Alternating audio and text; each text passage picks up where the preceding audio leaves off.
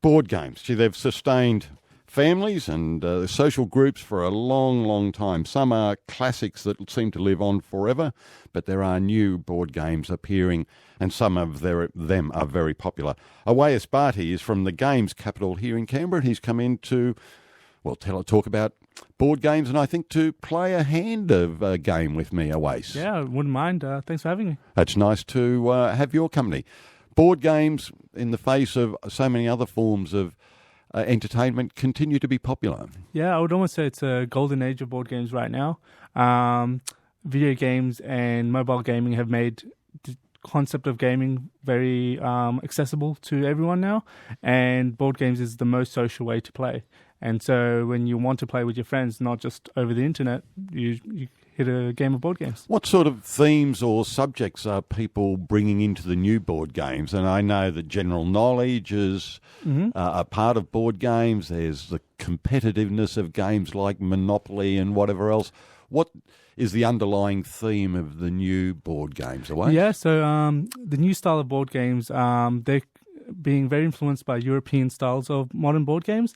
And their key aspects is that they allow the players to influence the game a lot more. It's not just rolling the dice and seeing how far your piece moves, or it's not a zero-sum game where in order for you to win, everyone else has to lose. You're all having fun, and you're trying to do your best.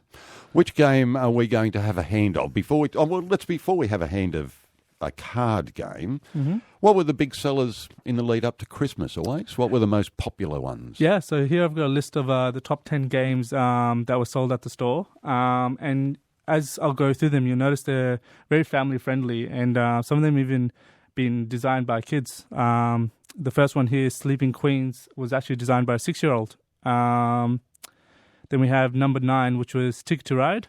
Very family friendly, got a theme of you train companies trying to go across the cities of Europe. Pandemic, number 8, is a cooperative game. Bananagrams is one of my favorites. It's a word game similar to Scrabble, but it's so fast paced that you wouldn't want to play Scrabble again. And you'll see a theme with all of these. They re-implement older games, but in a more newer way, which is friendly for all players. The T20 of board games, Awais. Almost, right. yeah. Dutch Blitz, what does that... So that's like a fast-paced game of speed where players are trying to complete their decks. It's actually a classic over in America, in the Pennsylvania community. And number 5, we've got Catan, which is, I would almost say, the pillar of board gaming right now. It introduces people into board gaming, and it's got a very high negotiation aspect to it. So it's not just trying to trade properties like Monopoly, you're actually trading continuously on your turn. Okay, all right. Number 4, we've got Coup, which is a simple bluffing game. Can be done in 15-20 minutes. You'll notice games these days, they won't take your 3 hours or your whole day. The Monopoly marathon of the past is not so popular these days. That's right. Your average game takes about 40 minutes, and then your shorter ones can easily be done in 10. My grandma used to always win because she was the only person patient enough to get to the end of the game. Everyone else would just pack up and go, I got other things to do, and she'd be the last person standing, therefore the winner. That's it. All right, now we're coming to our top 3. Number 3, we've got Carcassonne, which is really good for families, where you're building the castle-rich landscape of Carcassonne in France. Number 2 is actually made by an Australian down in Sydney. So that's Sushi Go, and it's a simple pass and pick game where it's almost like you're at your sushi restaurant picking the sushi you want, and if you get the right combination, you score more points. Wonderful. And did we go from most popular to least popular, or is this the big one? This is the big one, number 1. This one actually only came out about a year and a half ago, and it's been taking the world by storm. That's number 1, Codenames. And that takes the simple twist of you're trying to tell your teammates a word, but you can't use that word. Right. So, and you'll notice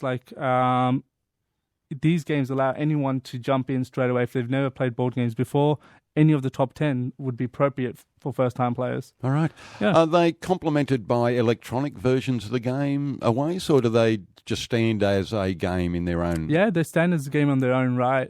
Some of them are so popular that they'll make a mobile app version of them. And so even if you're on the bus, you can play your single-player version of them.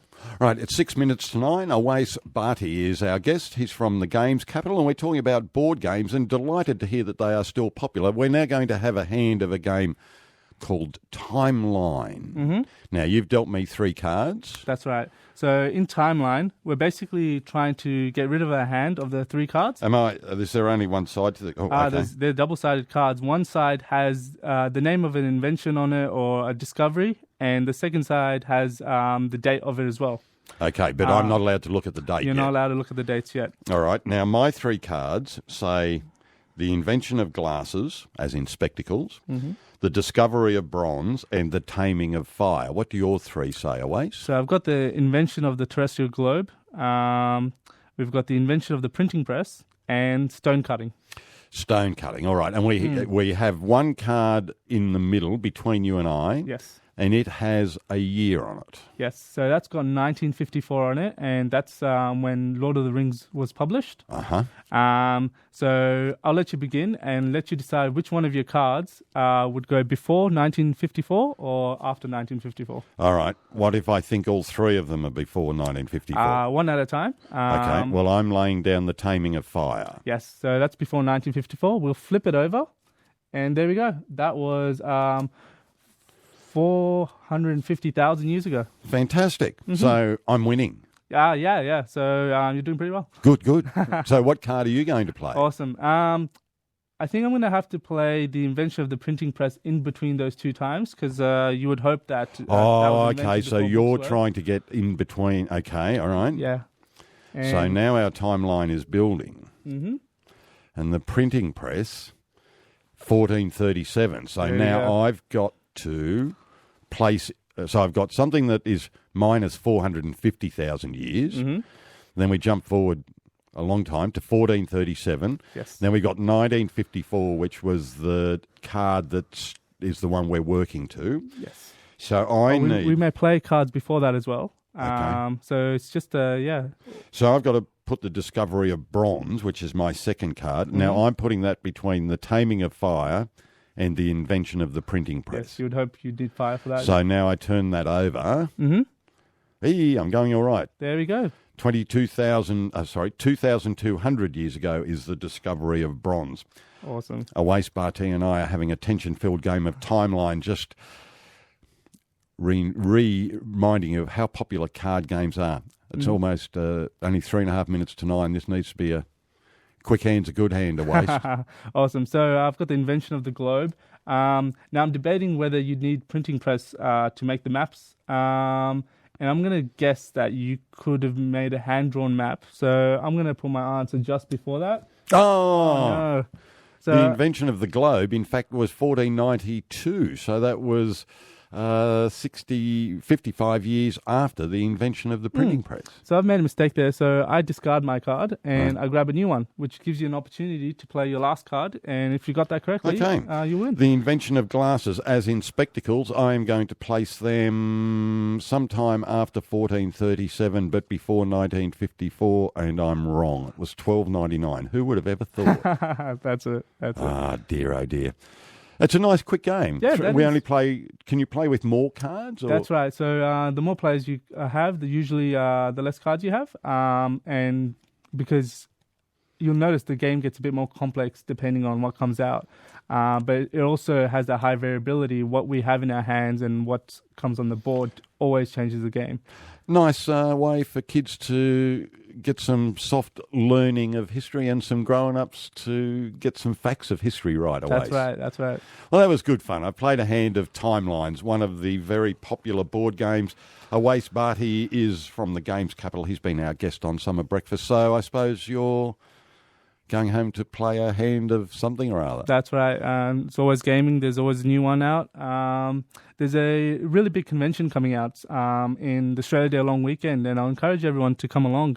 It's very family friendly. Here in Canberra? Here in Canberra, down at Exhibition Park. All right. So that's on the Australia Day long weekend, and they've got a really beautiful collection of board games there, and they've got play space ready, and you just pop up for the day and you can play whichever game you want. There's instructors there. We're on the radio that morning, Saturday breakfast, so we might factor that into the program away, so that would be good.